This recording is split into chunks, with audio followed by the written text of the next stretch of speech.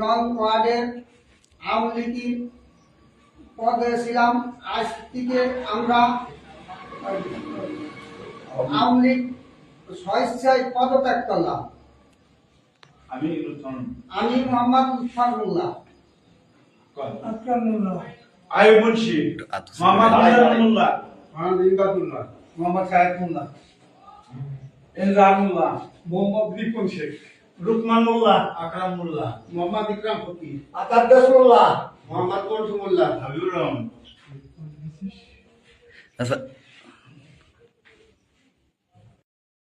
জোর করে পদত্যাগ করা হয়েছে? আমরা